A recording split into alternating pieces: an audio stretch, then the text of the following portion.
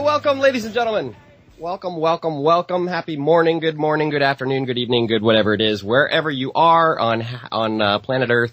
Obviously, happy day to you if you're not on planet Earth. Also, anyway, wow, thanks for being here, guys. Today's crazy. It's already crazy today. Lots of news going on, all kinds of stuff happening. People in the chat room. Love seeing you guys in there this morning. My name's JD. We are live right now. Today is the 24th day of February. It is Tuesday, so we have made it through Monday. A round of applause for everyone. Appreciate you guys being here. Appreciate you guys coming into the chat room at Truth Frequency. It's very nice to always have you guys in there in the morning. It's cool to have some feedback. I hope you guys enjoyed the show yesterday with Clint Richardson. Lots of really good information that guy brought to the table. Looking forward to having him on again in about a month. Forgot to mention something for him yesterday. He is getting ready to participate in a 3-day conference about all of the things that we were talking about yesterday. So the strawman redemption, the corporate infrastructure that exists as, pretending to be a government, things like that. You can go to freeyourmindconference.com, freeyourmindconference.com to find out about the Free Your Mind Conference. It's a 3-day event. It's happening in April. I don't have any more details other than that, but I did promise him that I would remind everybody, that if you're interested in information like that, that's a great conference that's getting ready to come up, and he's going to be speaking there. So, we'll probably talk to him again before April 9th, so we'll get more information as it gets closer to the day. But I wanted to give that website, freeyourmindconference.com, so you guys can go check that out.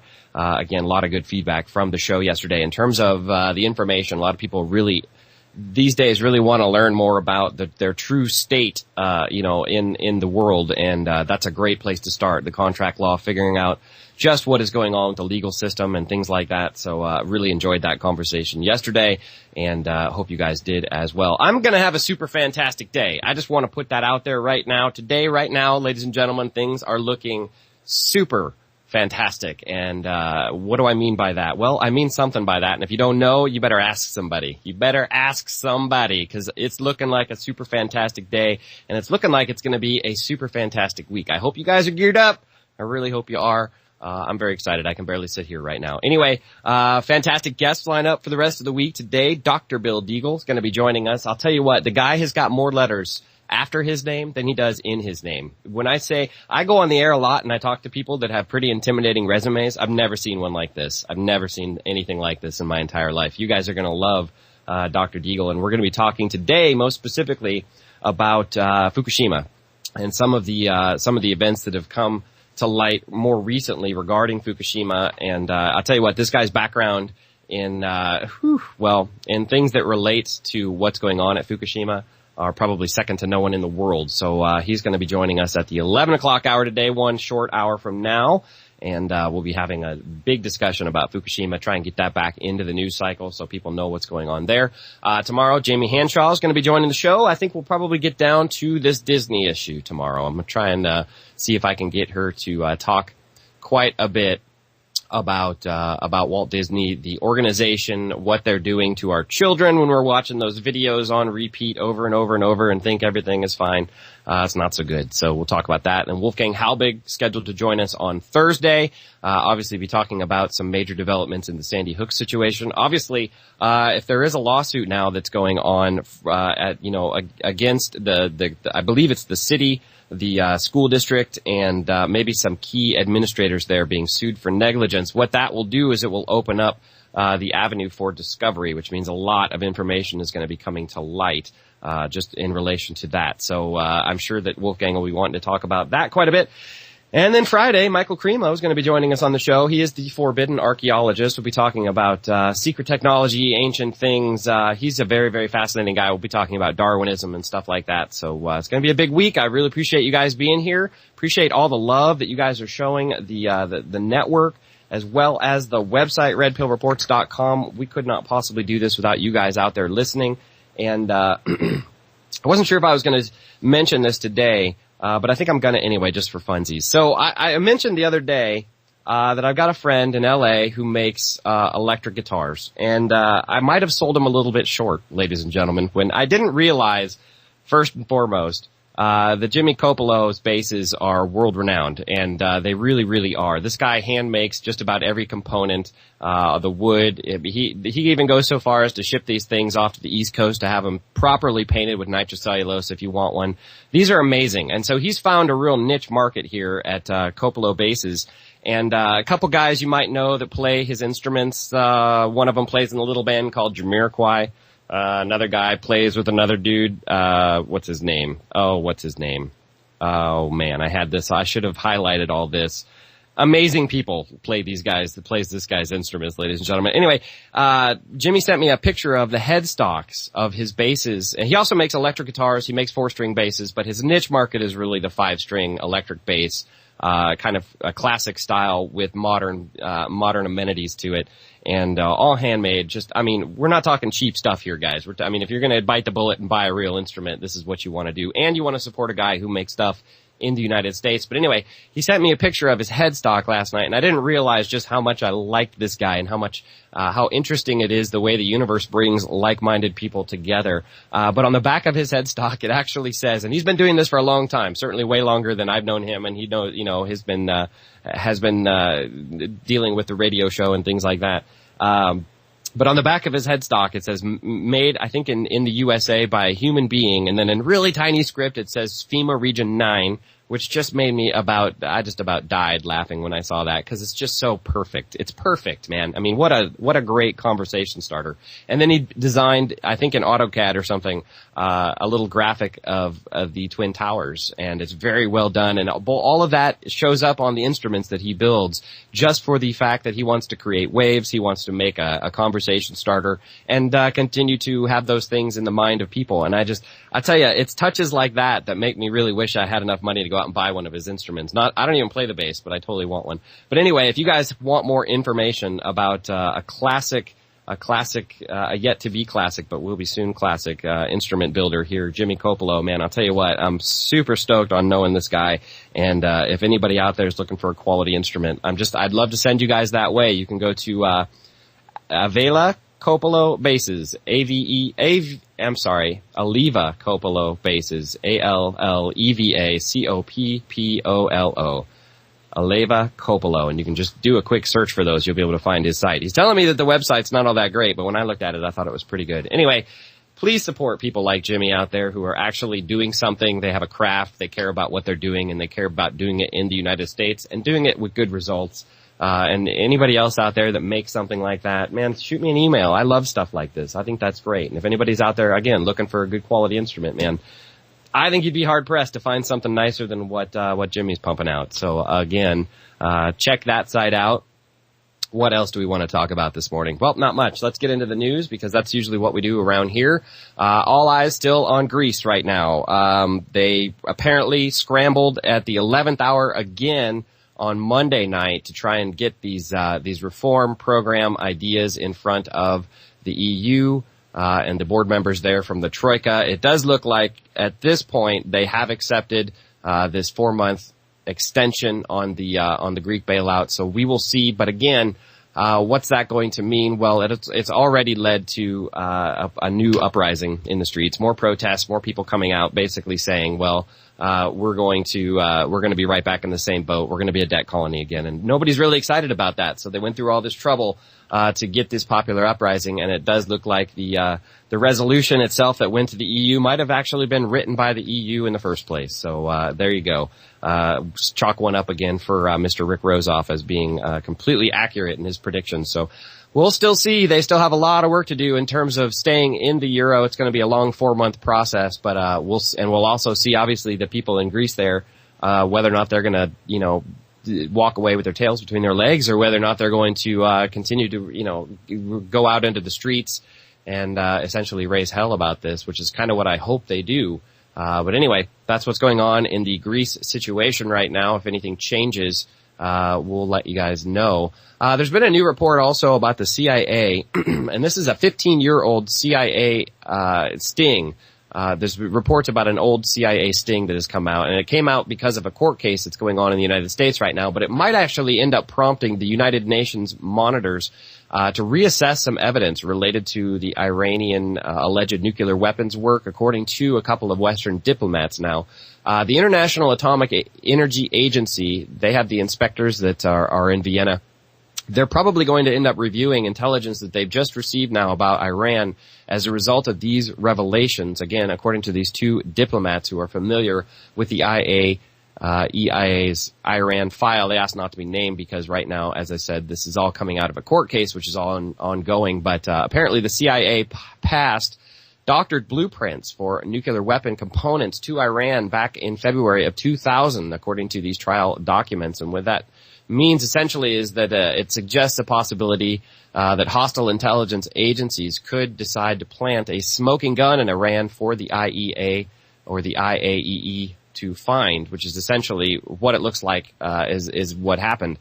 So now the UN agency is charged with deciding whether the Iranian government has been trying to develop nuclear weapons, and its ruling may determine whether international sanctions against the country are going to be lifted or not. So again, all of this stuff is is still up in the air right now. There are some new revelations coming out of the Iranian nuclear ongoing saga, I guess I should say. We'll talk about it in just a second, but Barack Obama does seem like he is kind of coming to some kind of conclusion with the negotiations that are going on there. But what's important to remember here is if the CIA did in fact pass on doctored blueprints to the inspecting agencies, saying that they got them from intelligence agencies inside of Iran, well then that essentially is us, or the CIA, I don't want to say us, trying to frame Iran, and which has obviously led to the sanctions that they're under right now. And so while the UN agency is trying to decide if the sanctions are valid or not, they're going to have to look back at some of this other information from the CIA and say, hey, maybe our initial framework was incorrect when we allowed the sanctions to go through in the first place. So again, we see the waters just being more and more muddied, and of course, anytime there's muddy water, it seems like the CIA, that name just seems to keep coming up, doesn't it? Okay. Also want to talk about more of this Iran,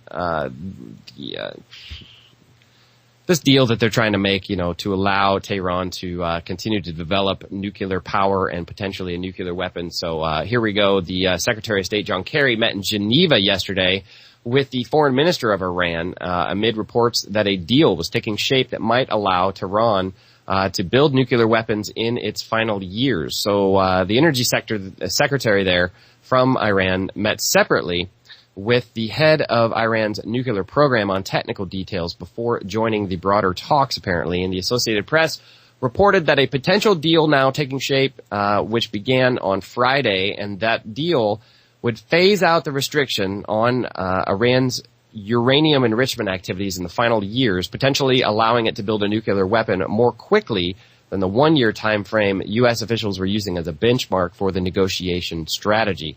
So the time frame of the deal right now is still currently under negotiations. But relief from international sanctions would be a key demand from Tehran, and also would be phased in under the proposal, according to the Associated Press.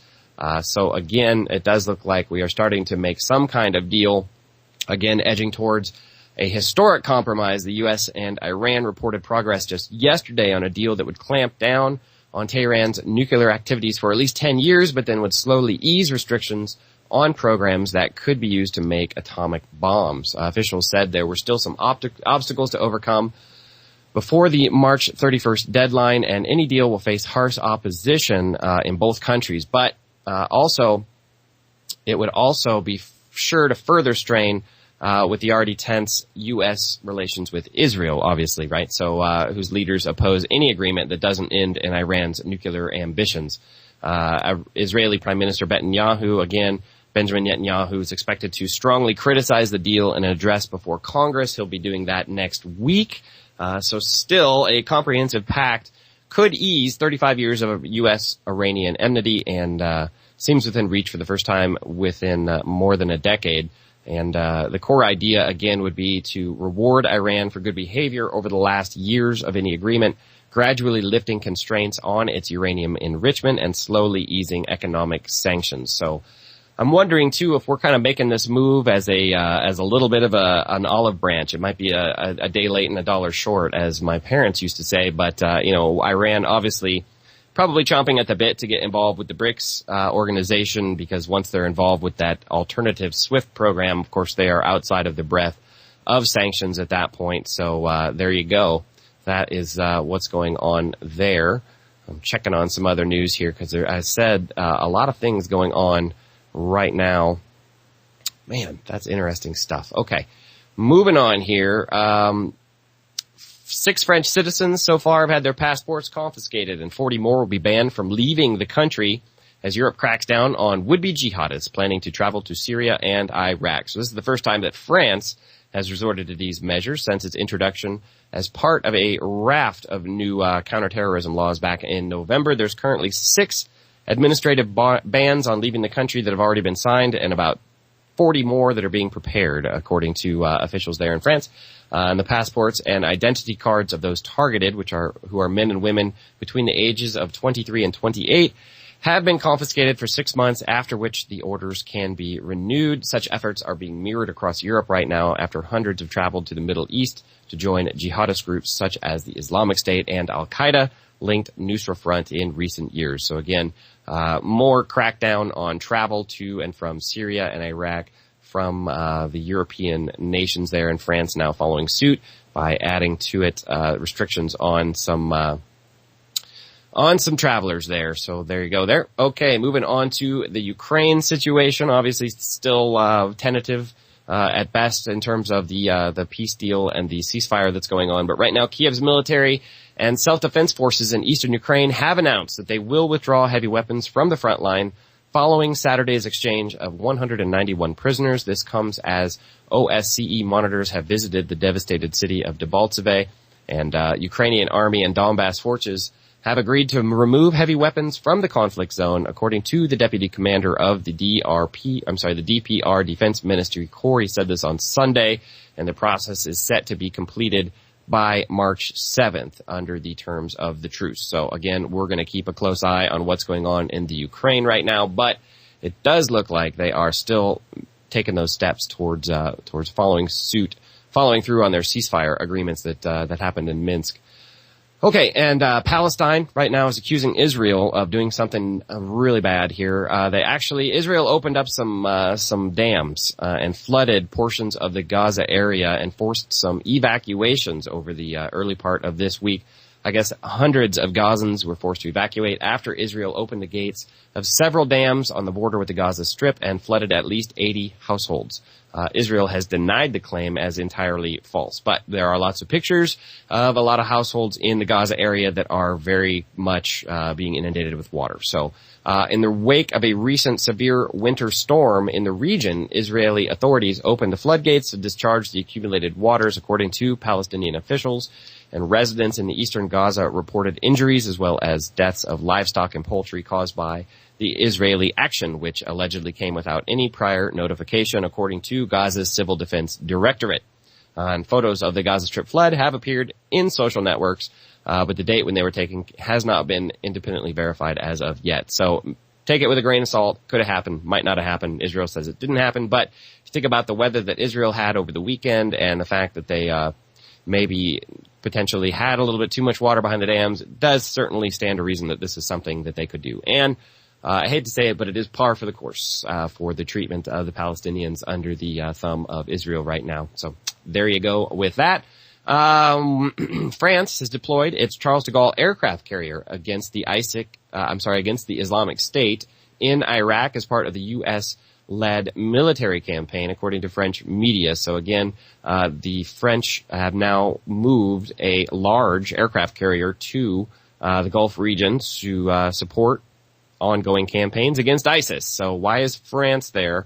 That's very interesting stuff going on. Lots of interesting stuff going on. A lot of stuff behind the scenes. Can't get into it all right now, but not enough hours in the day. But anyway, yeah, France moving there.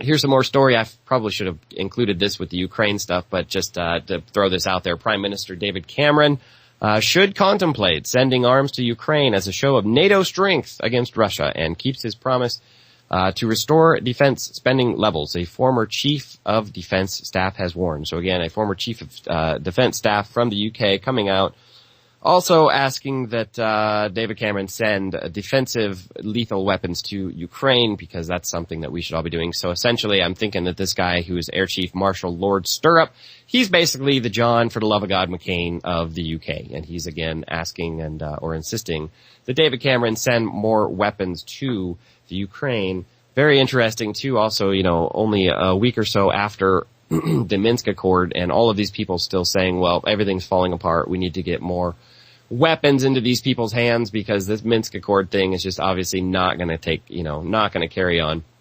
So that's what's going on there. Let's see what else is moving around the world right now. There's some stories coming out of Ireland right now. There's obviously been a whole lot of protests in Ireland right now because they have changed the program and have started to charge people for water. Water has been free there forever and ever and ever. So thousands of people came out into the streets. They've actually jailed some protesters, and the jailed protest leaders, the people that are really strong in the social media and part of this big anti-water charging movement, they're all undergoing a hunger strike right now while they're in prison. So thousands of people, led by the families of the jailed protesters, met outside of the prison in Dublin where those prisoners are being held, and they also marched through the city center there in Dublin over the weekend. So again, major protests going on in Ireland, and hunger strikes to deal with this incarceration because of protesting. Just absolutely crazy. But again, people all over the world stepping up, starting to get a little fed up with the powers that shouldn't be. And who can blame them, really? I can't blame them. I'm sick and tired of all this garbage. So I hope that you guys are prepared out there for things going sideways economically and geopolitically sometime in the future, because you just never know what is going to be happening.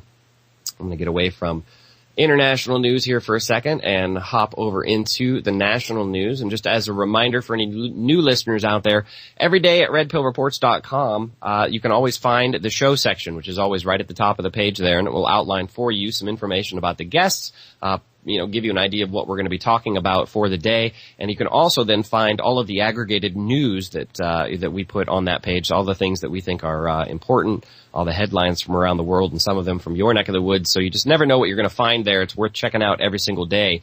And we only really have an hour to go over the news. You can see we're getting ready to come up on a break right now, and I'm only just getting to the national news. So I just have to tell you, there's a lot of news I don't get to every day, and it's not because it's not important. It's just because I happen to kind of get off on tangents sometimes and just have trouble getting to stuff. But lots of good energy and environment news. There's always updates down there about earthquakes and Fukushima. There's going to be more and more in the health farm and garden stuff as we move into springtime. I'm going to try and keep you guys up to date on my straw bale garden that we're going to get going here. And I'm actually thinking pretty strong about doing some bees this year. So I'm going to keep you guys up to date on that. And there's also always a lot of good health stuff and a lot of good science and tech stuff, but I don't always get to the really important things. There are some pretty important stuff in there today. So anyway, I'll get back off my soapbox here and get onto the national news and see if we can't get you all through it. But again, do encourage you guys to go to redpillreports.com and check out that show section, and then you can see what all is going on. If you don't have an opportunity to listen to the show, you can always go there too and get the archive from the show. Any of the guests will always have the archives there available for you after the show too. Okay. A former police officer has now shot a Georgia sheriff and a deputy and 3 others, killed them all. Former police officer, as I said, shot a Georgia county sheriff and his deputy when they intervened in a domestic dispute in which 3 people were shot and killed, local media said on Monday. The Habersham County's Joey Terrell and Deputy Bill Zegan have been called late night on Sunday to a house in Clarksville, which is in northeastern Georgia, where they had found a woman dead in a garage. And the Atlanta Journal-Constitution reported, citing the Georgia Bureau of Investigation. Now, neither of the deputies, I guess I should backtrack here, neither of the deputies had life-threatening injuries, so it was just the 3 original people that got killed. And the woman in the garage was identified as the ex-wife of the gunman. So again, a tragedy going down in Georgia. The gunman was a former police officer from Gainesville, Florida, and he was also among the dead. So right now, the Georgia Bureau of Investigation is still on the case and trying to get to the bottom of what happened there in Georgia. But another tragedy. It's never fun to have to report something like that. There's also a pretty massive 2-hour high-speed pursuit yesterday from the San Fernando Valley all the way to Palmdale in California.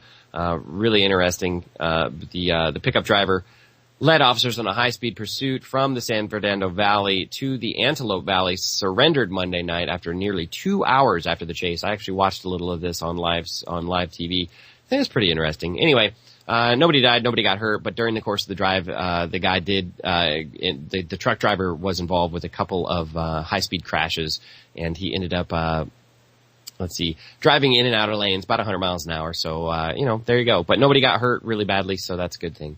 And it's always interesting to see what's going on in LA on your highways. You guys always have crazy stuff happening. Okay, moving on here. Waiting for the computer to catch up with me here, guys. There we go. Oh, man. Let's see. Do we have time to get into this? Nope, right. No, we don't. We're going to just get ready to go to a break here, ladies and gentlemen. Thank you guys for sticking with us. I hope you guys are having a great day out there. Appreciate all of you guys in the chat room. Lots more news to get ready to cover here. We've got some economic stuff going on. Lots of science and tech today. Lots of health news today. Hope you guys are having a super fantastic day. I'm ready to have a super fantastic day. I'll tell you that. It's going to be a super fantastic week. Get ready for a great guest. Dr. Deagle will be joining us about a half an hour. Keep it right here, guys. We're going to take a 3-minute break. Welcome back to the radio show, ladies and gentlemen. Thank you guys so much for sticking with us through that 3-minute break. Appreciate all you guys in the chat room as well today. It's just so nice to see Truth Frequency Radio getting so much love from all you guys out there. It's just so great. What a great family to be a part of. The great hosts that are here. It's just so much fun being here with you guys. Love it. Love it, love it, love it. Okay, let's jump on into the national news a little bit more here really quickly. Apparently, the CIA tried to contact Hamas, the militant wing of the Palestinian government there, if you want to call them that. Anyway, even though there's a ban, CIA is not supposed to be reaching out to organizations that the United States government considers to be terrorist organizations, but apparently there have been some leaked files that have now come out, and the CIA did in fact try to gain access to Hamas through back channels despite a U.S. government ban on contact with the Palestinian Islamist movement, according to newly released spy cables. They suggest that the U.S. intelligence has been pretty anxious to make inroads with Hamas or recruit agents inside the Gaza Strip. The U.S. designated Hamas, which won the last Palestinian election back in 2006 and now runs Gaza, as a terrorist group in 1997. And when Barack Obama became president in 2008, there was speculation that he might seek to establish contact, but it didn't ever seem to pan out. But despite the official ban on contact, a CIA officer discussed with a South African intelligence agent the possibility of gaining access to Hamas in 2012, according to these leaked documents. Since the end of apartheid, South Africa has had a strong relations with both Fatah and Hamas, though the Palestinian Authority has voiced its disapproval at the Hamas links. Anyway, the U.S. and South African agents met in East Jerusalem amid violent clashes between Hamas and Israeli forces. According to a cable sent to Pretoria in 29 June of 2012, the CIA agent seems to be desperate to make inroads into Hamas in Gaza and possibly would like the SSA, which is the South African State Security Agency, to assist them in gaining access. Now, U.S. law governing what the CIA can and cannot do is fairly complex, okay? But the agency would claim in this case that no law has been broken because the agency is forbidden from providing material support to a terrorist agencies, but it would be okay, it would actually be considered part of its job if it was trying to recruit someone from inside of such an organization to be an informer or a source. So that is the technical detail that the CIA is going to hang their hat on this one.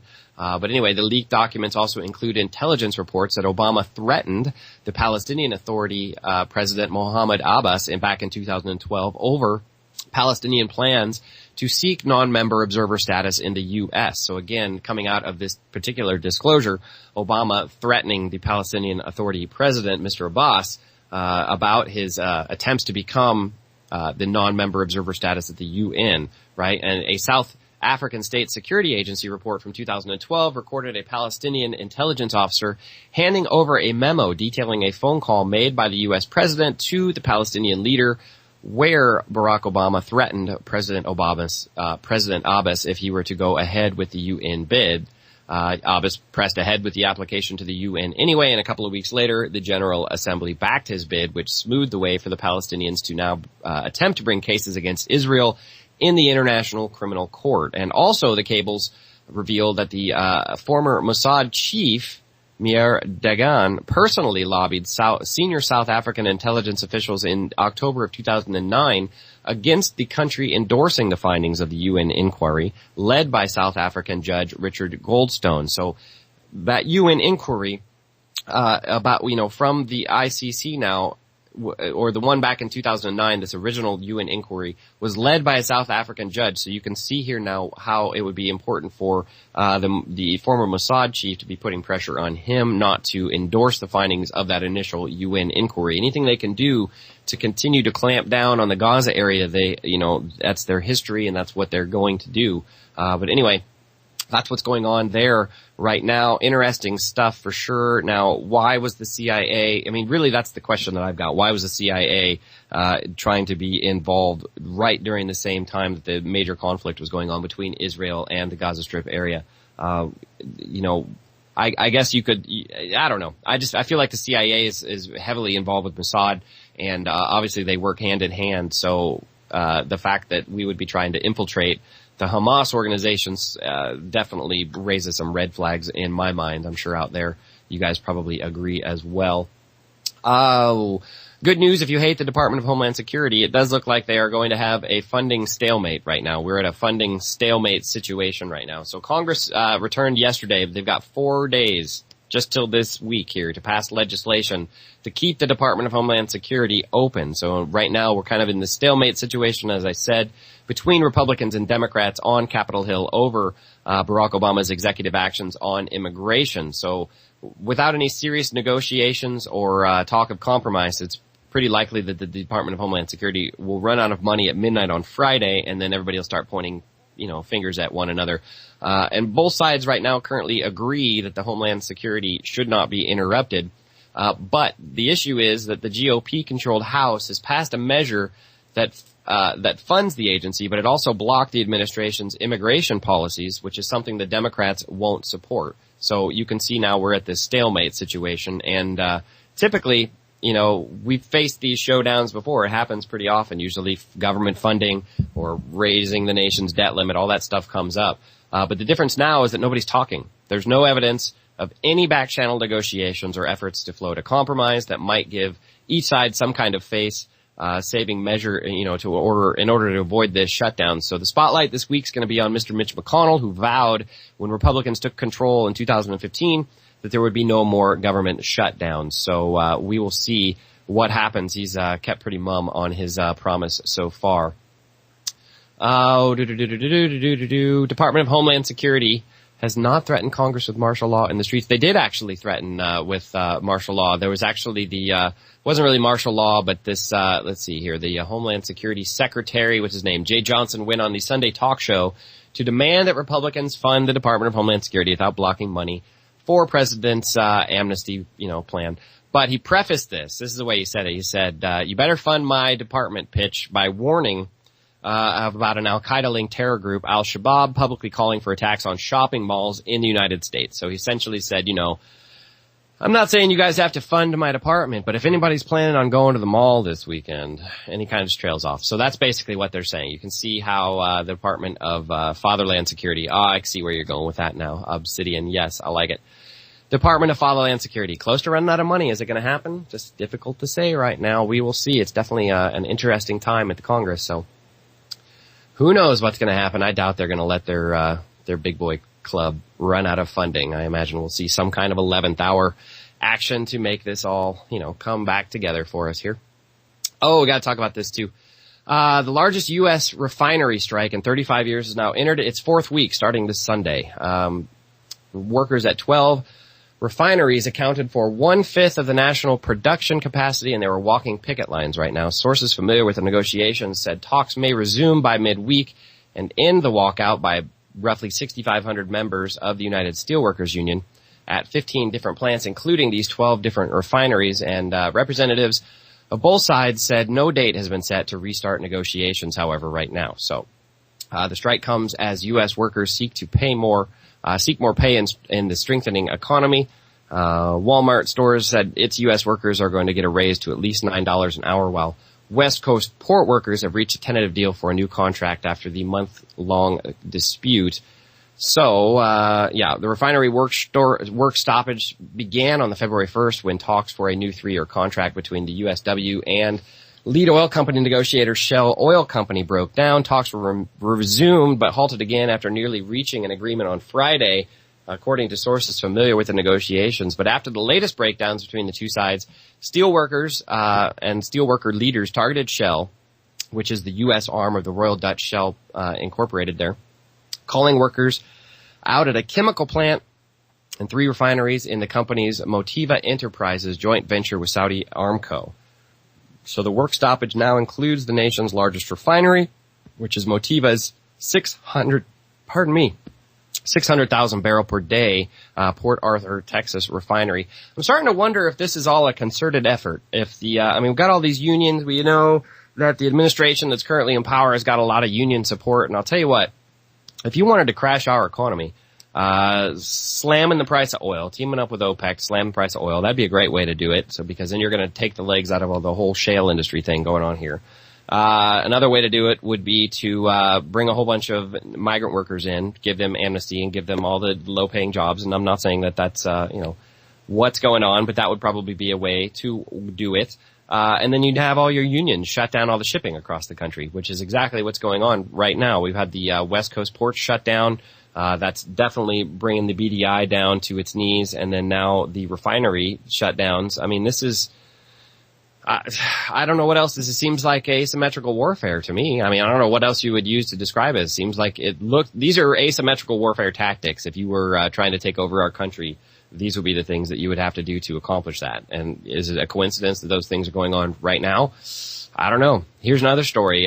Texas governor says that as of the 1st of January, just this year, they've already had 20,000 people come across the border. I'm sorry, I'm jumping back to it wasn't Aramco, Eric. It was, I already closed that article. You have to go to redpillreports.com, check out the article, buddy. It's not Aramco, though. It's a different one. It's the Saudamco or something like that. I think it's a Saudi Arabia, subsidiary. Anyway, moving back here. Texas governor says they've already had 20,000 people come across the border apprehended, who were unauthorized. And so obviously this problem at the border is still ongoing. It hasn't changed at all yet. And all told, during the fiscal year of 2014, listen to these numbers, U.S. immigration officials removed, this is how many they deported, 213,000 individuals, right? They apprehended them and removed them while attempting to unlawfully enter the United States.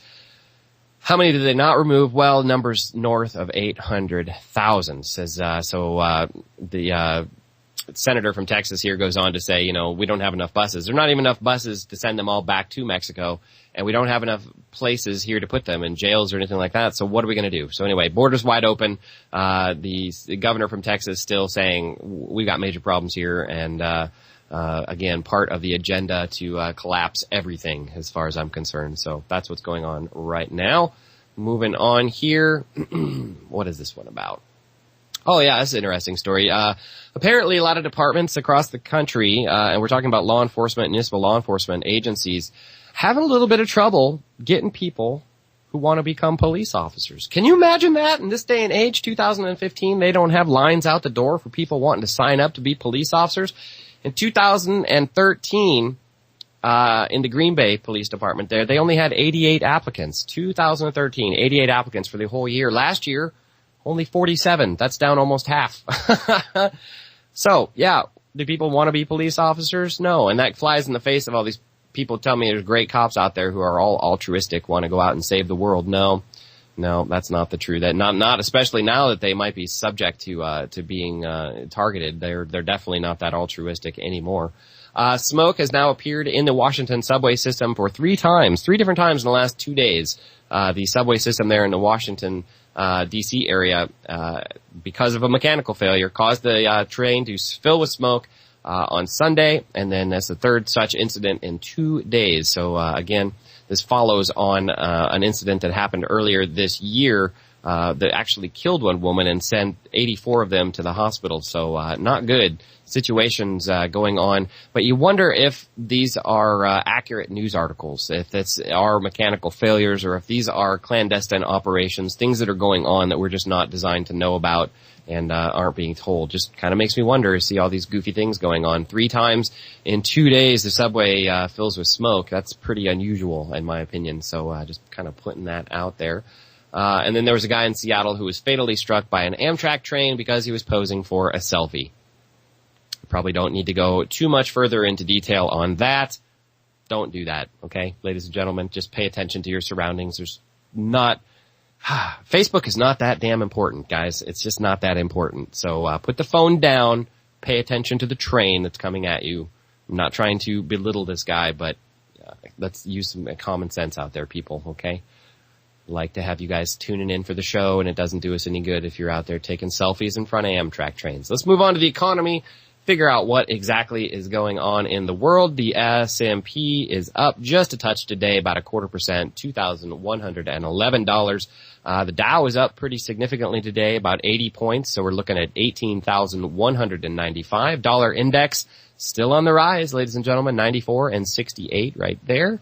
Moving on, gold taking a little bit of a fall today, $1,194. So we're below that very significant $1,200 psychological barrier, and that's always an important thing to just keep that stuff in mind. And silver approaching the $16 mark again as well, another very important psychological barrier there. Let's see, crude oil is sitting at $49 right now, and the Brent market, $59.58. So, a little bit of a disparity right now between the crude and the Brent. And euro dollar trading looks pretty flat, 113.34, and the Bitcoin is still also pretty flat, 233, 232, somewhere in there right now. It just moved down a little bit, so 232.89 will get you a Bitcoin right now. So that's all good news, I suppose. Americans having more trouble paying off their student loan debt than their houses is a big story coming out from the Washington Post right now. Probably a lot of stuff that most of you guys already know out there. But again, Americans right now struggling to make timely payments on student loans, according to new data from the researchers at the Federal Reserve Bank in New York. Even as we shrink dutifully our other types of balances, the student loan delinquencies increased at the end of 2013, 11.3% in at least 90 days were overdue in the last 3 months of 2014. So America's total student loan debt is nearly now $1.2 trillion. We've talked about this before, but again, one reason the burden's so hard to pay off is that student loan is not dischargeable through bankruptcy or other types of debt, and delinquent or defaulted student loans can stagnate on borrowers' credit reports forever. I would like to remind everybody out there, since we did just have a really good discussion with Clint Richardson yesterday about the fact that we are all agents for our own corporations, all of these things that are out there are corporate entities. Hey, truth be told, thank you very much. BDI up a little bit today, 514 today. Thank you, brother.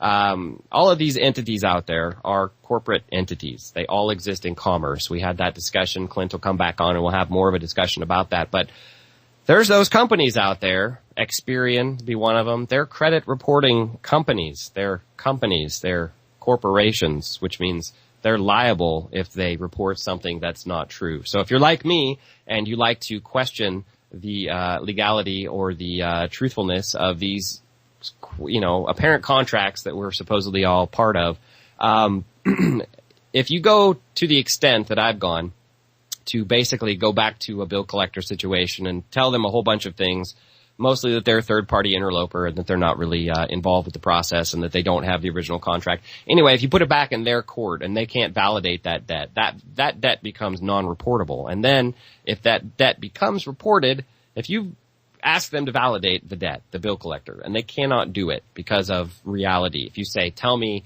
where in the world there's money backed by anything of value to pay this off, and tell me how to do it in an affidavit, and they come back and they say, well, we can't because there isn't any, you're done. That contract is gone. So then what'll happen is they'll forward all that information to Experian, and Experian will then put it on your credit report and say, well, you've got this debt outstanding. Well, then they're liable. That's defamation if they're doing that to you and they can't prove it. So they become liable. So you contact someone there, get an agent on the phone. Get somebody who says, yes, I am an agent for this corporation. You make it personal. You find out their information and you say, okay, I'm holding you accountable because if you're an agent for the corporation, I can come after you and sue you if you're putting out bad information about me. That's slander or libel or whatever, however it comes out. So then they will take it off your credit report because it's not validated information. That's why all this information that Clint brings to the table is so important, because once you understand what's going on in terms of contract law, you can deal with all this stuff. So contract law definitely applies to student loan situations. So this is another situation where just kind of have to pay attention. Everybody's in this boat right now, $1.2 trillion. I mean, that's a huge bubble of debt that's not solvable. That's a non-solvable problem for the country, as is all debt. Because if we get rid of all the debt, there will be no more money. That's because money is debt. Boom. There you go. Anyway, let's see here. I'm going to skip that one. We're going to talk about, while we're talking about debt, do you know that at least 9 countries have a debt to GDP ratio of over 300, and that a whopping 39% of countries right now have a debt to GDP ratio of over 100%? Yeah. Japan's, just throwing you guys under the bus here real quick, their debt to GDP ratio is in fact 400%. Ireland, 390%. Singapore, 382%. I mean, these are major countries that are major underwater right now. And I don't know what's going to happen. Just don't know what's going to happen. Definitely looking forward to some sort of economic recovery on a global scale here. We need to definitely we need to get this whole situation dealt with. And I don't know how to do it, but I'm hoping that the IMF gets something figured out here pretty soon. Okay. Apple has now thrown down the gauntlet, ladies and gentlemen, in a big time way. We talked a little bit last week about the new automobile facility that Apple has opened there in Silicon Valley, and there were a lot of conjecture, whether or not Apple was actually going to try and make a car, whether or not they were just going to try and build a vehicle so that they could tailor the software side, which would make a lot of sense from Apple's standpoint, especially given the connection to given the fact that Google has made such big strides in building, the driverless car, and I think that Elon Musk is working on that as well. So Apple would have a whole lot of competition in terms of trying to go from nothing to building an entire car. And for the time this article came out, it did look like perhaps they were just going to be building the software side, which would inquire, you'd have to build the actual hardware first, but then, to work on the software side. But that's not what's going on at all. New reports now coming out that Apple, the company that made the iPhone, Apple, hopes to bring a car to the market in 5 years. Are you kidding me? I mean, do you think they may be feeling a little bit of a threat from old Elon Musk coming out yesterday saying that he thinks his market capitalization will be on par with theirs by 2025? Do you think they got that memo and thought, maybe that car business doesn't look quite so far-fetched now? But anyway, secret location near its Cupertino, California headquarters. Apple is right now said to be working on a car design. The new project name is Project Titan. They're doing it at breakneck speed. So while other car companies can take as long as 7 years to develop a car, Apple said that they think they can start shipping vehicles in 5 years. That's as early as 2020.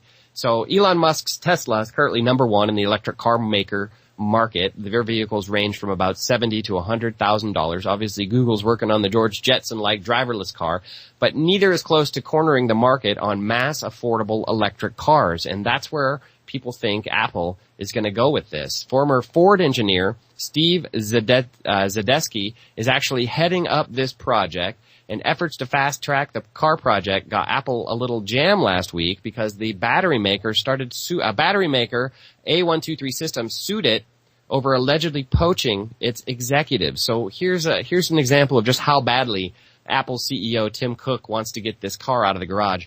Apple right now has been offering the best and the brightest in the car battery field a $250,000 signing bonus plus a salary that is 60% higher to what they currently own, according to Elon Musk and his interview with Bloomberg Businessweek this week. So Mark Newson, here's an example, who happens to be very close friends with Apple's design guru, Johnny Ive Noonan. He was hired last September by Apple and is considered to be one of the most elegant designers in the world. This guy has works achieved by MoMA, which is not something you hear about a lot in Detroit. Besides holding 90 patents, this guy was the single signatory on a 2010 business contract with an organization called Liquid Metal. It's known for its moldable metal nanophosphate metal, which can be shaped like plastic. So this guy, who again is now good friends with the design head of this Project Titan, holds the patent on nanophosphate metal. So, compared to Detroit, where they still weld stuff. Okay, Apple and now Liquid Metal have filed 17 patents together, 14 just in the last year. And Carl Icahn, he said earlier this month that he thinks Apple shares, which closed Friday at about $129.49, should be valued at about $216, and that would give it an unheard of market cap of about $1.2 trillion. And when Carl Icahn said that last week, a lot of people kind of laughed. I don't think a lot of those people are laughing right now. I think Apple just totally threw down the gauntlet, and I think maybe 216 might be a little bit of a low estimation at this point. If Apple has affordable electric vehicles out in the next 5 years, they will be unstoppable. They will take over the planet, ladies and gentlemen. So interesting stuff going on at Apple. Certainly interesting if you're in an investment mindset these days. Again, I would throw all my money behind Elon Musk until I just read that article about Apple, and now I'm completely on the other side of the fence again. So I don't know. What do you guys think about all that? Let's see here. What else is going on in the world that we can talk about? Oh, there's a big old disclosure. Well, not really a disclosure. I guess this would be part of more of Edward Snowden's leak. But the NSA and the GCHQ colluded to steal SIM encryption keys. SIM cards are those little things that make your cell phone work. Okay. Gemalto is the name of a company. They're the largest manufacturer of SIM cards. Usually the SIM card data, when it goes back and forth to the cell phone towers, is encrypted. It's very difficult to crack, and it takes a long time, and it's a pain in the butt because you're only getting one key at that point. But good thing NSA and GCHQ went ahead and got all the keys for all of these SIM cards that Gemalto made, and so they've been cracking these SIM card communications for pretty much ever now. And so Gemalto came out and said, oh, everything's fine. Everything's totally fine. No big deal at all. So anyway, all your phones, they belong to us, ladies and gentlemen. That's what's going on right now. Anyway, and also Gemalto's shares plunged on Friday with the release of this information from Mr. Snowden. So anyway, how secure is our communications? There's just really no way to tell anymore, ladies and gentlemen. We're going to go to this break. When we come back, we will have Dr. Bill Deagle on the phone, and we will be talking about Fukushima and just how bad it is and what we can do about it. So keep it here, ladies and gentlemen. We'll be talking to you guys in just a second. The program here right now, and we will see what happens. If not, we'll just kind of move on with the news. Again, lots of crazy stuff going on in the world. Hello, this is Dr. Bill Deagle, MD, and I am unavailable right now, but please leave your message. Telling you what we're hearing here, guys. So the producer's working feverishly in the background trying to figure out what exactly is going on. I'm making sure I have the correct phone number, and I do believe that I do. So we're going to give this one more try here and see where we get to here, guys. Appreciate you guys hanging out, and apologize. This is just the beauty of live radio, ladies and gentlemen. That's just sometimes how it goes. Let's see here. Let's try that and see if we get through. Hello, this is Dr. Bill Deagle, MD, and I am unavailable right now. Well, there you go, ladies and gentlemen. He must be on another call, so we'll just try and muddle forward here, and if he comes back available, we will get him onto the program for you guys. He's a very interesting guy for sure. As I said, he's got more letters behind his name than he does in his name, and I've not seen a resume quite this intimidating as this before. So definitely looking forward to getting him on the program when we can here. Let's try and get him on the old Skype-erino and see where that goes. Yeah. Bear with me here, guys. Apologize here. Doing that.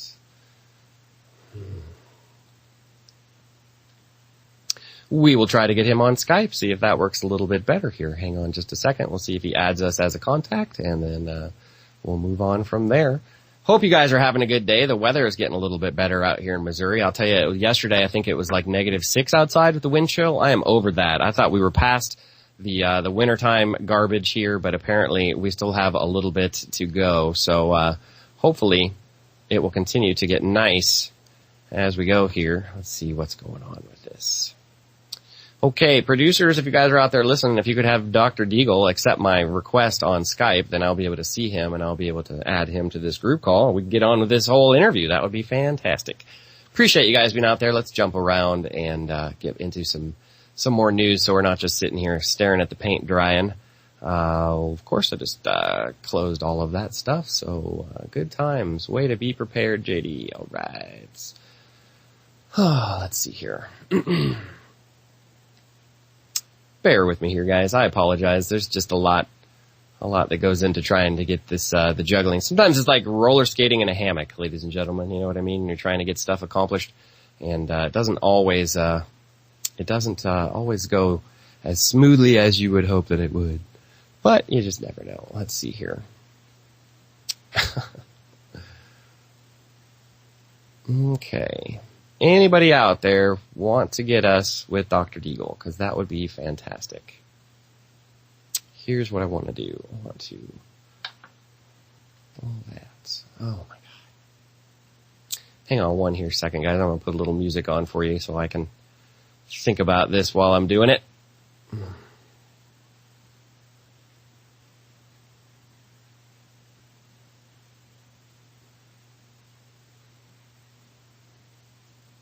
Nope, not even able to do that right now. Sorry, guys. All right. Good stuff. Treading water here. It'd be really cool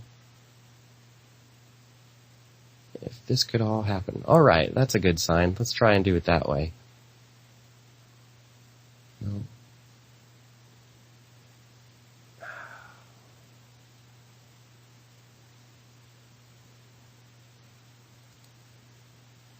Looks like we're going to get there right now, ladies and gentlemen. Bear with us here. Hey, yeah, I'm all set now. Hey! Good morning, Dr. Deagle. I appreciate you showing up, man. I apologize for all the juggling of the technical stuff here. Sometimes things just don't come together quite as quickly as we'd hope that they will. Yeah, one of the phone lines is still ringing, I guess, because I tried to ring you and we ring backwards. Huh. We might try to reconnect. Do you want to call me back? Yep, I'll do it right now. Give me 1 second. Okay, thanks. Oh, the beauty of modern technology. Saves us so much time here. Let's see where we're at. We're going to kill everything.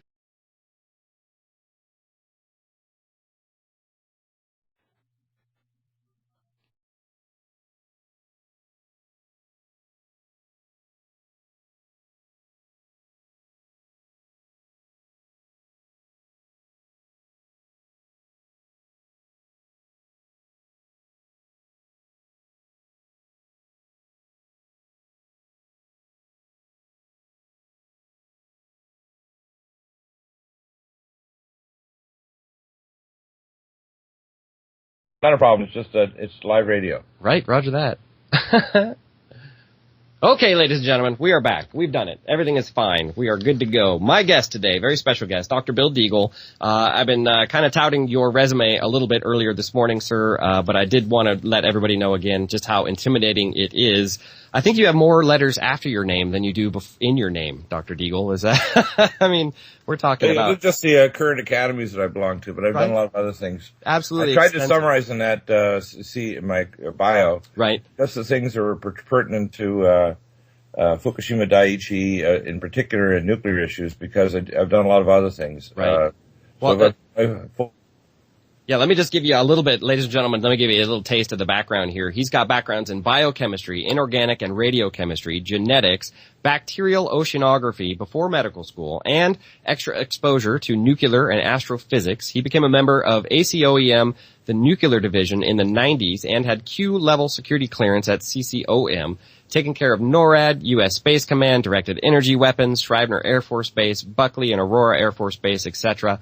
Worked with Lockheed Martin, IBM, Storage Tech, Atmel. I mean, we're talking just an amazing list of things that you have done, and a lot of them do relate to into kind of your special niche of understanding, probably better than most, what is going on in the nuclear realm, nuclear weapons, advanced energy weapons, and things like that, as well as what we can assume will help us get to the bottom of what actually happened out at Fukushima.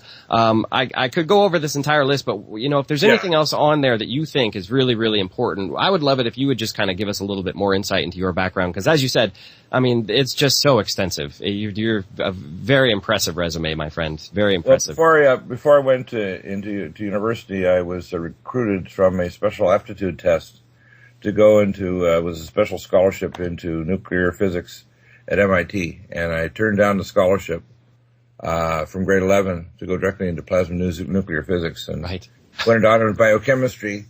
And I did my research project in marine bacteriology, oceanography, genetics. At age 21, I finished the project in 5 months by sleeping on the lab room floor. So I'm a bit of a nerd. And then my grandfather was dying of diabetes. He was a candy maker and a very wealthy man. He had a chain of jewelry stores, but he was having serious complications from diabetes, so he wanted me to go into medicine. Mm-hmm. So I went into medical school. So right out of a year of internal medicine at the Vancouver General and 2 of family medicine at the University of Calgary, because I turned down a residency at the UCLA VA hospital in Santa Monica, and working on the World MS Tissue Brain Repository and a PhD in neurosciences. And the 4 projects they wanted me to work on besides the World MS Tissue Repository, doing scanning electron microscopy and immunotoxicology, was DARPA projects for the Super Soldier program. Wow. And so as I say, I've been recruited multiple times into what's called Tier 1 science, which even if you're a tenured professor at the university, 50 years, you won't have contact with some of the things that I've seen or know. Really? Well, can you touch on it just to give us a bullet point of a couple things that, that fall into that category? Well, back in, what happened is, for example, you were talking about the Super Soldier program. Right. Dr. Wallace Tortolot had a mock-up in his special laboratories at the Santa Monica VA hospital, a custom CT scan implanter for implanting microwires, platinum and palladium microwires in what's called a cortical arrays in 1978, when I was going to be starting my residency there. And it was custom made for him, a cost of $23 million, which is off the books cost to DARPA and the No Such Agency, or NSA. And they were working on using prisoners from West Orange and Irvine State Penitentiary and commuting or reducing sentences by putting transcortical implants in them, or doing what's called research that was in conjunction with University in Tavistock in England, doing research on brain implants that started in the 1940s. Wow. And University of California, Irvine was doing work with them, as well as the Johns Hopkins in Baltimore. And they're doing a lot of work on chips they had developed by the 1960s, a chip that was actually implanted in the neck and interfaced with various areas of the amygdala. It's called a Rambo chip, they called it, which would, when turned on, cause you to kill. And really? Yeah. So when I saw that movie a few nights ago, which I thought was pretty infantile plot in the way it was presented, but it was ultra-violent, unfortunately, was a movie that was called Kingsman, Secret Service. Okay. And, of course, they're talking about a SIM chip that would cause people to kill.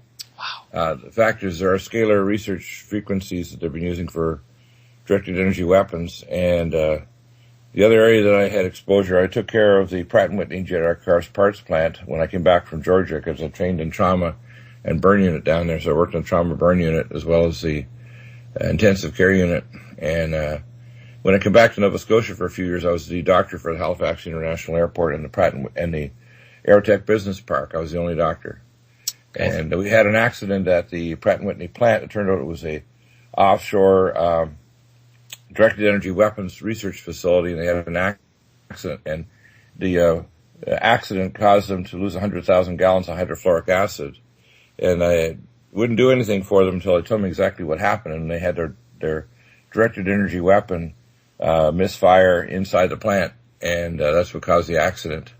Whoa. And the weapon was actually being more a research project to create a collimated beam of terahertz waves.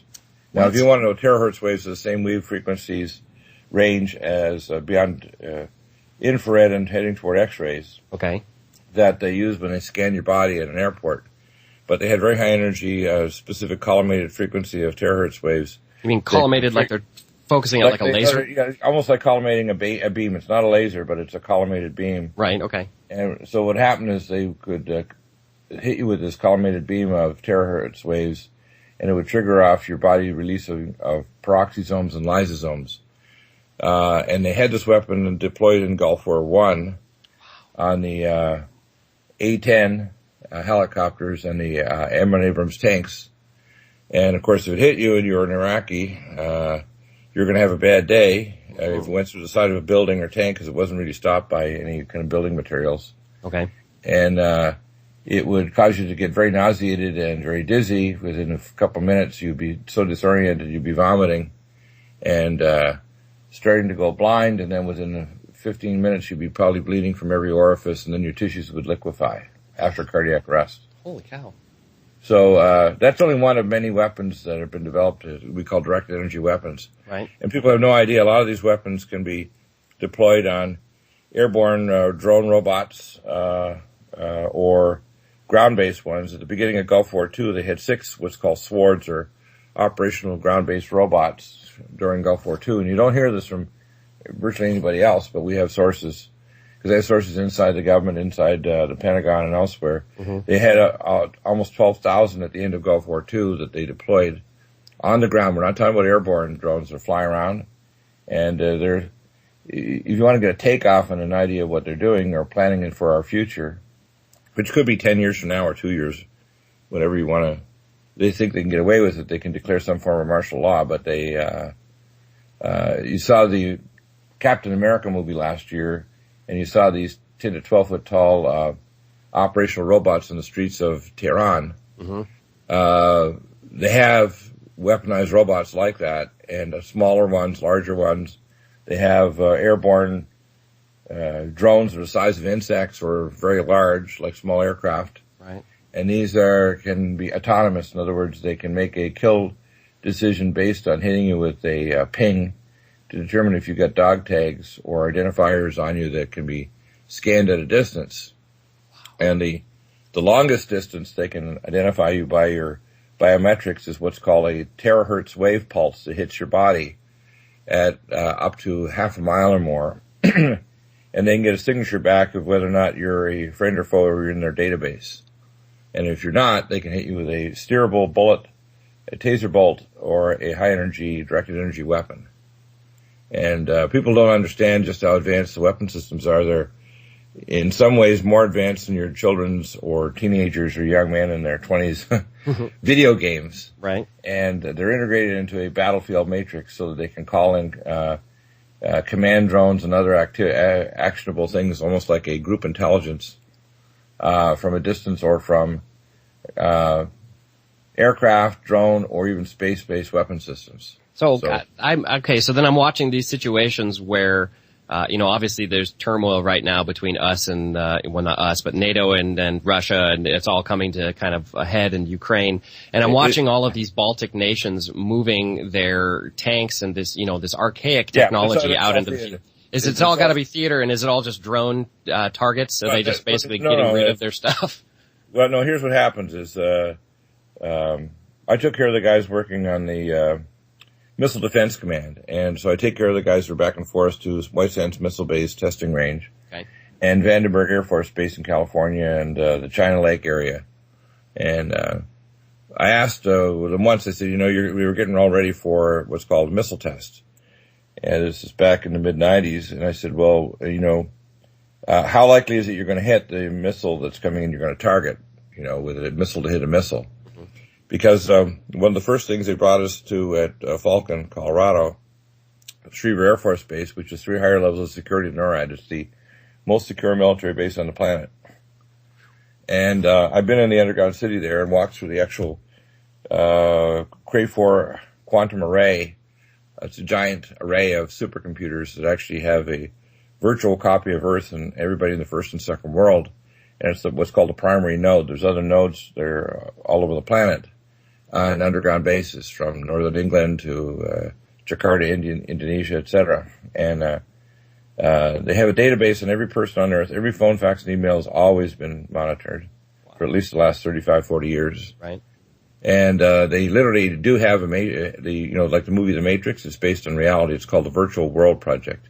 Mm-hmm. And they even have GPS coordinates down to military grade, which is even vertical dimension 1.5 centimeters. So they have in virtual space mapped out every building, roadway on Earth, and they refer to each person as a node, and their database is a seamless database architecture based on the Promise software that was developed for the insurance industry back in the 60s, and later modified to allow seamless transfer of information using artificial intelligence, supercomputer AI intelligence in these systems. So all phone conversations, including in China, which is 3Com Corporation, mm-hmm. are monitored by the NSA and what's called above NSA intelligence, which is what's called the Omega Project, which connects all intelligence agencies on Earth, including Russian and Chinese.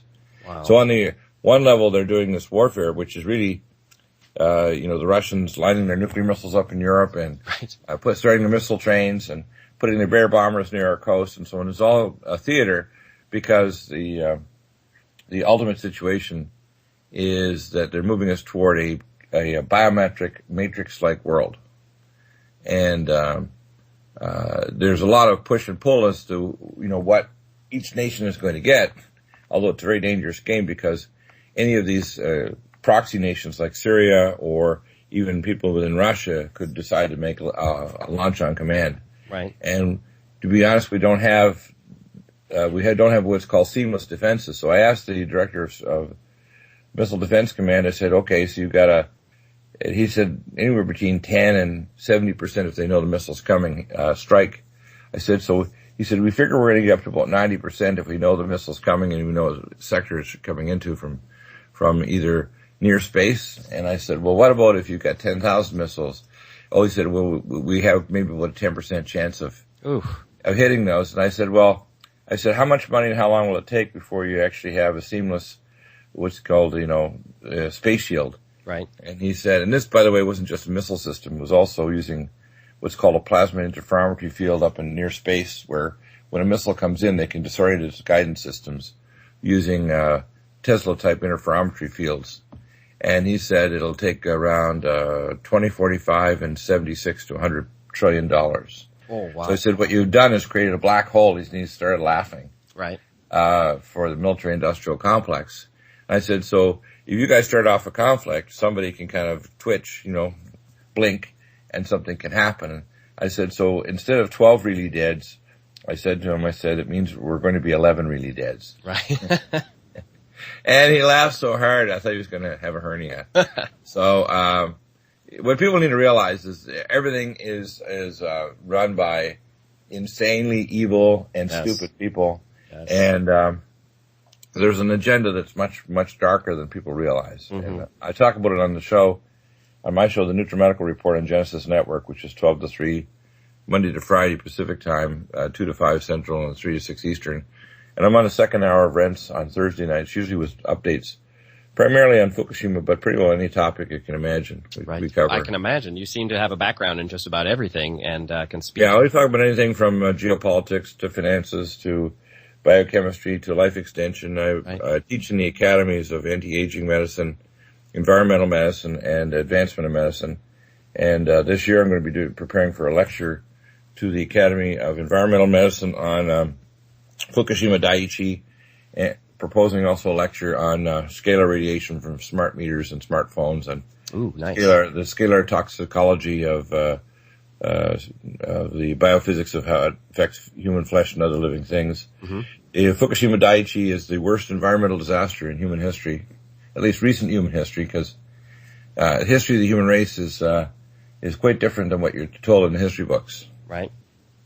So I gotta ask, okay, we've got about 4 minutes before the break, and when we come back, I definitely want to get into the Fukushima Daiichi whole situation. I want to lay the groundwork as to kind of what happened, but I want to know what your opinion is. There's a lot of conjecture out there about whether or not there was actually an earthquake before that went down, and there are some people saying that was a man-made event. And I've looked at some of the footage from the waves coming in, and there doesn't seem to be a lot of damage to the buildings and the infrastructure and things like that. So maybe I'm reading too much into it, but I'm definitely curious about your opinion. That's not how you tell the difference. I talked to Professor James McKenney, who's often on the program on Fridays, and I'm not 100% convinced, but I think it's reasonable to consider his opinion is a significant probability, and that is that there was the specific P waves that you see before you see an earthquake, a normal earthquake or subduction zone under the ocean, were not present there.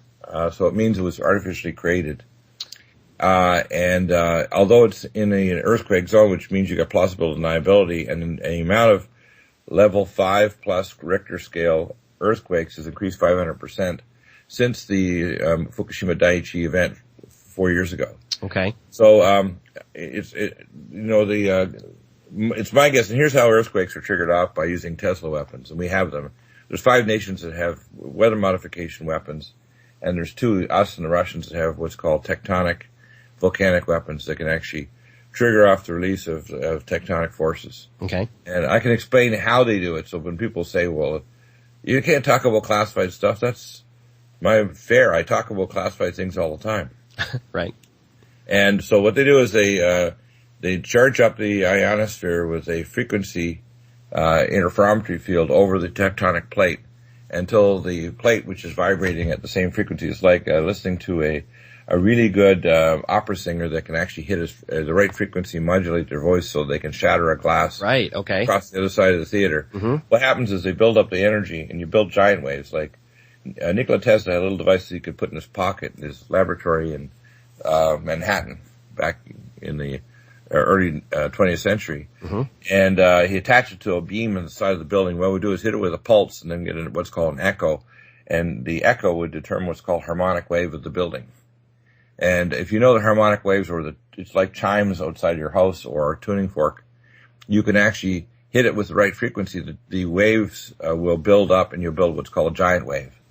And once you reach the large enough energy charged up in the piezoelectric fields of the rocks, you reach what's called a piezoelectric slip threshold, and the mu, or resistance between the rock face, drops towards 0 until the energy is released and the mu, or resistance, increases again. So you could then build like a pyramid or something, for example. Well, it's real simple. What you do is you just build up the charge on the rocks, and you build up the piezoelectric charge until the rocks start to vibrate in harmonics with that. It might take you a matter of many minutes or even hours. And once you reach the piezoelectric slip threshold, because you know the tunable frequency. So that earthquake that struck Western China some years ago, that destroyed that underground giant facility where the Chinese were storing lots of weapons and missiles and material for troops and so on, we destroyed it, and we killed 180,000 people, including, I think, around 90,000 children. What? Yeah, that was us. That was the United States. People don't understand the weapons that are available. That's why... Oh, I agree with that. Shooting war will be really, really ugly because, to be honest with you, we can't defend ourselves against something. You know, for example, for a few $1,000s, I can make a weapon that basically is totally, you can't defend yourself from it, but it would make everybody dead. Wow. And the thing is that the first world countries are wrestling now with the fact that the biggest problem with the globalists that are running the world is what's called encryption. And so they're in a panic over the idea of encryption or an alternative communication network because, like the tally sticks that were used throughout Europe. Dr. Deagle, I'm sorry, I don't mean to interrupt you here, but we're just getting ready to go to a break, and I don't want to cut you off right in the middle of the bumper here. So we're going to go to the 3-minute break. We'll be right back, guys, in about 3 minutes, and we'll pick it right up where Dr. Deagle left off. Thank you guys for being here. We'll see you in the chat room. Welcome back to the broadcast. Ladies and gentlemen, thank you guys for sticking with us through that 3-minute break, and thank you guys for tuning in to the program today. We are talking to Dr. Bill Deagle, very special guest today, and I'll tell you what, again, there's really not anybody I'm going to go to from here on out for questions I have about anything scientific. I'm just going to, I'm going to put you on the speed dial, Dr. Deagle, and you're going to be my go-to guy from now on, because I really feel like your insight into all these issues is just second to none in the world. And I do want to talk a little bit about Fukushima, though. I want to get into, because they've kept it out of the news cycle. The people that were following it initially, we had so much misinformation coming out of TEPCO. I would like it if you would just kind of get us down to the brass tacks. What happened? What really went down? Let's back up a little bit before, several years before, the TEPCO disaster at Fukushima. They had a battle between the Rothschild banks and the Japanese government. And the Japanese government were advised that if they didn't cooperate, they were going to trigger off an earthquake under a different reactor site in central Japan. Okay. And because they didn't come to a deal within the time period, the powers that be used that tectonic weapon I mentioned and triggered off a major fault line earthquake directly underneath one of their major plants, and they had to evacuate, I think, between 75 and 100,000 people in the immediate area. Wow, okay.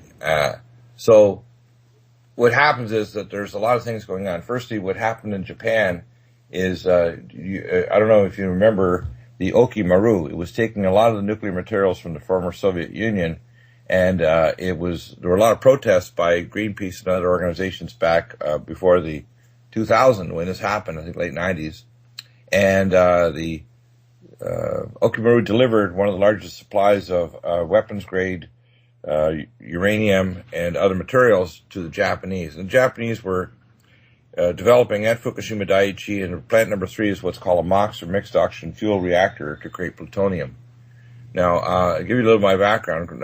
I not only taught myself quantum mechanics, but I was also working in radiochemistry, working on creating chemically labeled polysaccharides in my research in marine bacteriology and so on. Wow. And I became a member of the nuclear division of ACOM, so I took care of, in the late 80s, the Savannah River plant, which makes our plutonium detonators for nuclear warheads. So we had to have all our hazmat suits and be ready to deal with a crisis, because Savannah, Georgia plant was our contract to the Augusta Regional Trauma Center. And if there's a major radiation or other burns, I was one of the guys called in that would be immediately had to put on what's called a radiation hazmat suit and be ready to deal with these things. And of course they said, don't talk to the media if we have a radiation release, which they did. Okay. In fact, before I started there in 1987, they had a major release the year before in 86. And, the radiation release affected a lot of local vehicles. They actually had to dig a giant, if you want, a concrete bunker and drop the vehicles into it because they were so radioactive they couldn't move them from the site. That was at the Savannah River plant.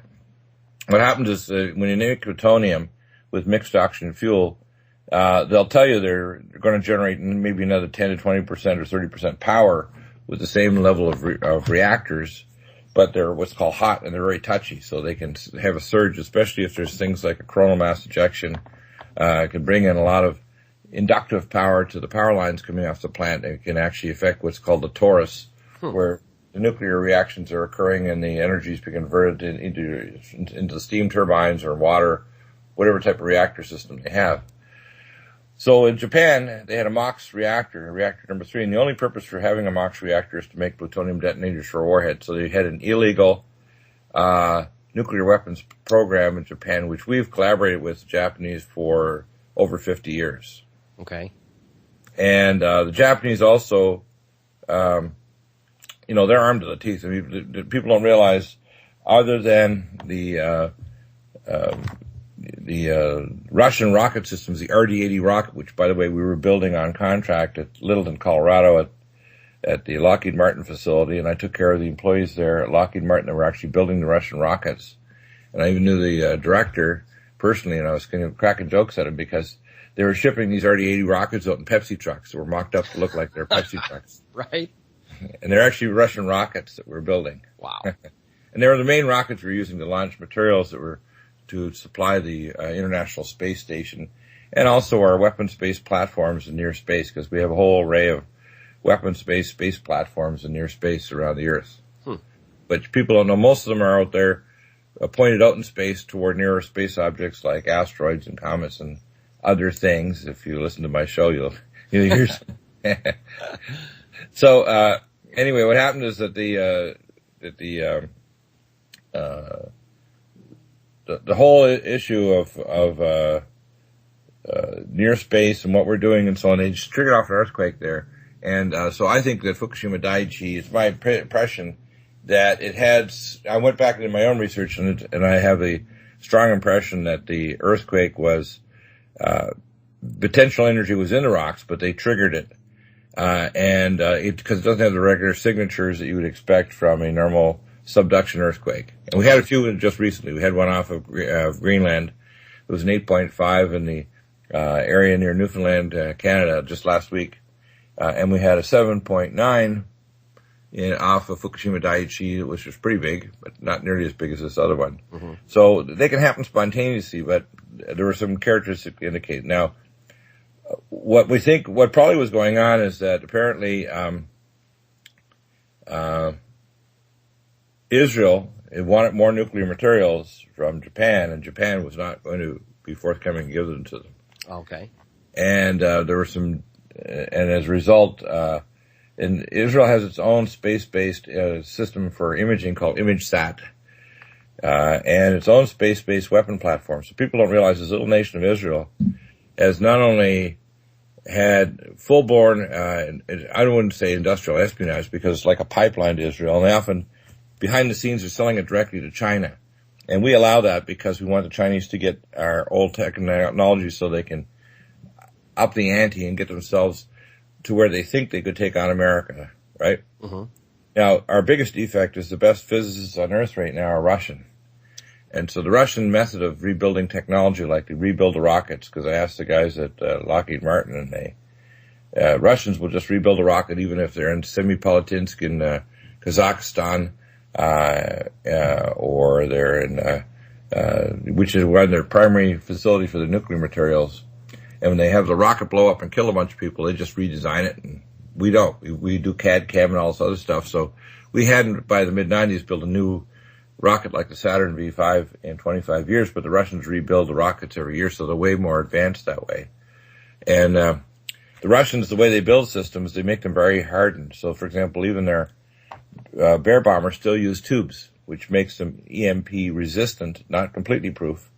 What we have is what's called Atmel ferromagnetic chips that are almost completely electromagnetic pulse resistant, because you get in real warfare, the first thing you do is poke out your enemy's eyes. Right. If you have an EMP weapon, it dazzles the electronic gizmos in your aircraft and in your missile guidance systems, and you're basically out of the commission. Right. Which is why radar jamming, which we have, and we're pretty certain the Russians have as well, because the Russian scientists are very advanced. They're also very advanced into what's called scalar warfare. So they have scalar warfare and warfare that deals with hyperdimensional physics. So the Russians are way ahead. And they're on side, to be honest with you. That's why we never came to real war. It was just when we had some false alarms go off that we almost had a launch, but really not seriously. We had proxy wars because it's part of the public game for the public.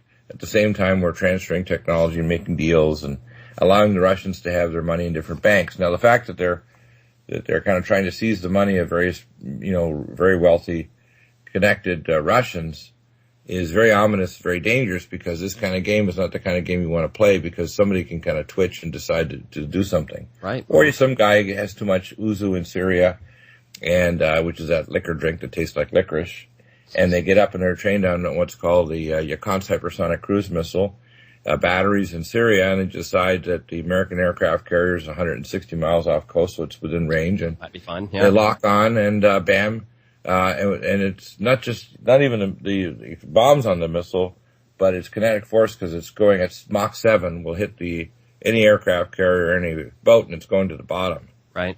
So we don't really have any defenses. That's why I say, Obama doesn't have any real knowledge of a lot of this stuff, and I don't think he has the IQ to actually understand it either. Right. So as a result, we have people like the Joint Chiefs of Staff are constantly kind of freaking out and probably losing sleep over what Obama's going to do next, or the people that are steering him. Because remember, there's many different forces. There's lots of rich and powerful billionaire people who are not crazy and evil. They're just greedy. And there's a difference between really greedy people and really crazy and really evil people. And the really greedy people are freaked out by the greedy, crazy, evil people. That's good. don't care if they end up ending the world. They just figure this is the best drug they ever got, better than cocaine or some of the new designer drugs, is kind of threatening mega death of the planet. It's it's a powerful drug. Are there white hats that do? I know this is off the topic, but I mean, are there good guys that are involved with these DARPA type projects too? That are? Oh yeah, of course there are. That's why when they were steering that storm toward the Katrina toward New Orleans, there were actually white hats that I was in contact with that were moving using plasma physics, the storm head. So what they do is they create a pinwheel to pull in the storm cells, which took them a couple of weeks to pull in the storm cells to make the Katrina superstorm. And the white hats were pushing it away so it wouldn't strike directly over New Orleans. Mm-hmm. Okay. So in other words, it's not that, and we have to realize there's regular, I can say white hats on the planet, and there's also off-world involvement as well. Take that as a sign of encouragement. I mean, okay, so given that, then, so in other words, are we if doomed, we didn't have some interference off-world, and as I say, I'm the best way to describe me would be a cosmic messianic Christian. I have a view of the Creator God and of reality that is quite a bit more advanced than the average Christian, and it's based on experiential and knowledge that I release at times a little bit of it. I call it the 90%, which I know that I usually don't talk about because it's not appropriate and people won't understand it. Okay. Well, and I'd love to do a show on that at a different time, but I do want to get back on Fukushima Daiichi. Well, here's what happened. The earthquake, when it struck, reactor number 1 directly lost its containment. And that means the reactor core, even before the tsunami struck, they had taken the berm, which is where they built the Fukushima Daiichi, because there was a natural berm there that would have blocked the tsunami wave, so it would never even got near the plant. And they had actually lowered it, so there was no water protection. Other parts along the Japanese coast had giant seawalls, so that shouldn't have happened if they actually built a proper seawall to protect the Fukushima Daiichi plant. And they could have also put the diesel generators a mile or two in at a higher altitude and had power plant lines dedicated directly to the plant, because the real thing that happened was the loss of the power to the diesel generators for backup. Yep. And then they had done what's called a faux repair on the Taurus. See, we had done Mark I reactors and realized in the 80s that we had to constantly there were whistleblowers inside General Electric. They were whistleblowing saying these reactors are dangerous as long ago as 50 years ago. And so they would constantly do new engineering changes to them, right? Because a lot of people assume that these reactors were built really well and, they're top-notch. We hope that. That's what we hope. Yeah, well, hope is not scientifically valid, okay? So when you're dealing with scientific things, you gotta have numbers and you have to have tolerances and you have to have probabilities. And what happened is we did actually, when we did what's called the Taurus upgrades, we could release the extra hydrogen being generated by the reactions. And the Japanese, what they did, because we had a subcontractor, remember TEPCO is only an umbrella corporation. All the contractors that serve TEPCO are primarily American. Okay. So although TEPCO's taken the punches on the chin, it's actually all American subcorporations. One of the same one that actually resulted in the what's called the Taurus upgrades and all the bad engineering was the same contractor that did the WIP reactor, the waste isolation pilot project in New Mexico that had the loss of isolation, and they were using kitty litter to try to dry out the nuclear materials. And turns out kitty litter was a hydrogen generator, so it would create a hydrogen explosion, and when you compress the corium and radioactive waste materials, you can actually get a nuclear explosion. So just like the old style nuclear bombs, they would have a formed ball of radioactive material, and then they compress it with Krytron switches that are high-speed, fast switches. Mm-hmm. Okay. And then you compress the nuclear material and create a critical reaction called the neutron flux. The neutron flux would start a chain reaction and you get an explosion. Oh. So you can actually do the same thing. So underneath Fukushima Daiichi now, and none of the suggestions that I wrote and technical recommendations that I put in my book that I put together last year, which is a compilation of emails back and forth, technical discussions, and solutions that either I or contacts I have, including Chris Harris, that's his radio name. He's a Nuclear Regulatory Commission contract engineer who's been about probably 40 years in the business, and that's not his real name, and other people, including nuclear physicists and safety engineers and other people that I've been in contact with. So I've studied the actual design of the reactors, so I gave them specific engineering changes to how to stop the plant from releasing radiation into the air or the water. I've given specific recommendations on what we need to do to protect people personally. And we have materials to do that. In fact, I was preparing for this years ago because I knew that a pandemic or radiation release was a virtual certainty, because that's, I got documents when I traveled in 97 to Zurich, Switzerland, and presented a paper on the super soldier program, and I went on fetal tissue transplantation to Human Life International in Zurich, to the private board of PhDs and doctors, and they smuggled the documents from the World Health Organization headquarters and gave them to me March 17th, 97. And the government is planning on releasing super pandemics, and they created a vaccine against the trophoblast of pregnancies, which they get sued for by the people of the Philippines for sterilizing over 70,000 women.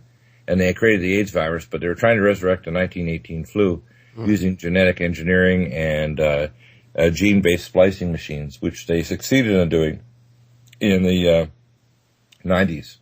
Wow. So what people need to understand is that the people behind the scenes are monumentally evil. And the only reason why things haven't completely fallen apart is because there are enough white hats, there's enough good people and good forces, even inside various departments of the government, that things haven't happened. And in also other countries, because there's self-preservation, just like the British tried to stop the advance attack a couple of years ago against Syria, realizing that as much as a lot of this is a game, nuclear war could happen, scalar, chemical, and biological, and it could end life on Earth. Can we protect ourselves from these weapons at all, or? Yeah, well, at my protocol, for example, for radiation protection, I have an engineer, not contract engineer for NASA, that actually makes our nutriodine, which is the most powerful form of, what's called the type 1 Edgar Cayce monoatomic Tesla-activated iodine on the planet. And there's lots of Me Too products out there that say they have the formula when they're not correct. You can actually do a spectral frequency analysis of it. And what it does is when you shatter the diatomic bonding, you end up with a cloud of electrons around monoatomic iodine, and it has a number of properties. The first thing is that all diseases in the body, whether it's cancer, autoimmune disease, or aging, is related to three things: a low redox state, which means low electron density in the tissue, so there's a potential difference with surrounding tissue; hypoxia; and acidosis. And the growth that promotes the growth of stealth pathogens and switches cells from aerobic to anaerobic metabolism, that in, say, humans or in other animals, they use what's called a hexose monophosphate shunt. And so, and the other thing is that it kills off all pathogens known. Nutriodine will kill anything from Ebola to, in fact, we shipped 300 vials to Liberia just after the New Year through Ragma Ministries to try to help the workers there and also to kill the virus. But we have missionaries in Africa we've used for years where they'll give it by nasal tube, 20 to 30 drops every couple of hours, and someone's in a coma, they can pull it out of a coma. Holy cow. Where it's got on parasites in their brain. Right. So you need that. Number two, you need to stop the free radicals. And we have three things for that. We have the only long-acting alpha-lipoic acid called Nutritrala. We have cell detox glutathione, which is the most powerful form of glutathione. It's more powerful than what I use as a consultant in Denver at a hyperbaric clinic, where we give it intravenously and put people at 3 atmospheres, 100% oxygen. So that's cell detox glutathione. And we have a thing called Regenerex, which is an epigenetic stimulus to the different enzymes to protect you from radiation and free radicals. Okay. Then we have things to repair the cell membranes and DNA. We have ellagic acid that is from the terminella tubulia, that's 300 times higher concentration than pomegranate. And we have a thing called Malignoblock, developed at Johns Hopkins University, that sulforaphane glycosinolate that'll reverse DNA damage. So we have a very comprehensive protocol. We have a thing called Kilormax that'll pull out the heavy metal radiotoxins, and the only non-acid wash zeolite, because when you wash zeolite, which is aluminum cage formed by volcanic material hitting seawater, you change the crystal structure, and its ionic charge, so it is not as effective. So we have the only non-acid wash to clean zeolite It's very inexpensive too. It's cheaper than the others that are sold out as well. Okay. And it'll grab the radiotoxins and pull it out 13 drops 3 times a day, and Keeler Max is 2 to 4 capsules twice a day.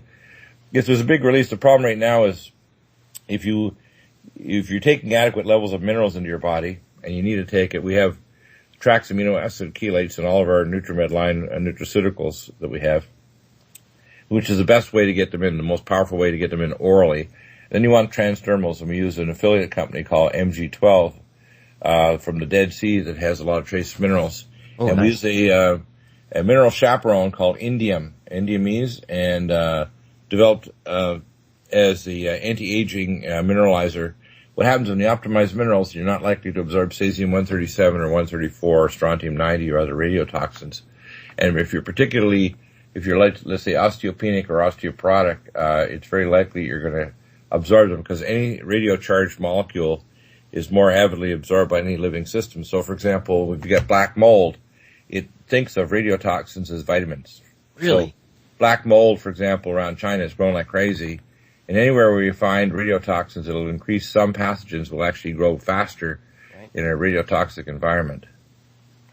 And so all of that stuff that we just mentioned in terms of your protocol, that's all, we can all find that at NutriMedical.com? What happens is the wellness condition protocols are listed up there with various things. They have the list of core advanced nutraceuticals. I also, if they contact me, if they have purchased even just one product in 6 months, they get access to me by email or phone for a phone or audio conference or consult free. Oh, very nice. And what I do there is I provide, I'll tell them what labs, if they want to do advanced testing, whether it's radiotoxic testing, testing of DNA markers, organic acids, genetic testing, imaging studies. There's virtually nothing that I don't do, to be honest. Okay. And I'll tell them where to go to get the tests. Many times they can order the test kits from labs like directlabs.com. That's a collective that deals with all the major functional medicine labs, except a few like Great Plains Lab with Dr. William Shaw. Mm-hmm.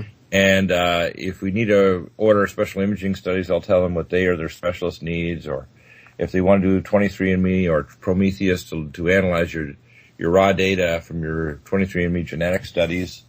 And I can tell them, based on their organic acids and other metabolites, exactly what they need to correct any metabolic or genetic disorder. So your genes aren't deterministic. You can always jump the gene defect in a bioconversion, or if there's a toxic blockade. Mm-hmm. Just have to know what it is. And I characterize the medical health professionals as in the wrong century, and I have been repeatedly persecuted for finding things that other doctors don't want to discover. Like, I was one of the integral people back in the late 70s that discovered magnesium for advanced cardiac life support. 5 years before Dr. Ravens, I worked with the head of pathology at the University of Calgary, and we discovered the hyperinsulinemia was present in diabetics, was not insulin deficiency. And I got persecuted and threatened, had my license pulled for just doing the research. Wow. In Alberta, Canada. And a year later, I got threatened again by the same Alberta College of Physicians and Surgeons for doing research with Dr. Chung and Vujidani at UCLA on toluene diisocyanates. It's used in fast-drying paint because they didn't have separate air systems. Because I discovered that a number of these people were having brain damage, cardiac conduction abnormalities, adenomatous polyps, pancreatic cancer, and organic brain damage. And when I did my research, we formed new theories about how toxins attach to proteins and change their quaternary structure, making them allergenic. And so I have theories about what causes autoimmune disease and cancer that I'm writing in a series of books. The first one I'm revising, and it's an ebook called Dr. U, or YLU. Mm-hmm. It's training everybody out there, including health professionals. And my theories deal with advanced, what I call living pathology, and intermediate metabolism and plasma biophysics. And I presented my theory on biophysics called phonon-maser cytogenetics in 1982 to a panel of biophysicists after I built 12 morphogenic field machines with a Canadian government grant. I was one of the team doctors for the Calgary Flames at the time. Wow. And we had one guy who had his hand cut off, and the plastic surgeons and microsurgeons put his hand back on. And by using my device within 6 weeks, he had 90% return of function, and he was told to get 10. So my theory is I didn't want to publish it because I knew they'd weaponize it. Right. Because I have skill sets, as you can tell. And I was right, so that it's only a matter of a few years later. I had that experience in 92 with direct energy weapons systems at the Pratt & Whitney plant, and in 94 when I was Q-level security cleared working at U.S. Space Command, I realized just how evil our overlords are and how they want to take somebody like me who has talents and make us develop advanced weapon systems so that they can turn them on the population of Earth. Wow. This is a scary world that we're living in here, Dr. Deagle. I hate to interrupt you, but we are just about out of time. Will you give your website and your radio show again for us? Yeah, it's the NutriMedical Report and Clay and Iron Show, and I haven't posted much over on Clay and Iron for some time. It deals with some of the above government technology, including the report that was posted there, on a 35-page report roughly in PDF, from a Finnish munitions expert that I contacted, that was contracted in 1998 by the Port Authority of New York to actually demolish the World Trade Center towers with micronukes and RDX high explosive cord. Man, I wish we could have another hour, Dr. Deagle. I apologize for cutting you off. Thank you, first of all, for coming there. So Fukushima is the worst disaster in history. The fact they're doing nothing means they want the population to have massive die-off of the oceans. I agree. Massive human casualties, eventually human reproduction. Japanese will soon have to reproduce in laboratories in order to have normal children in northern Japan. Well, I hope you come back on the show soon, sir. I appreciate you being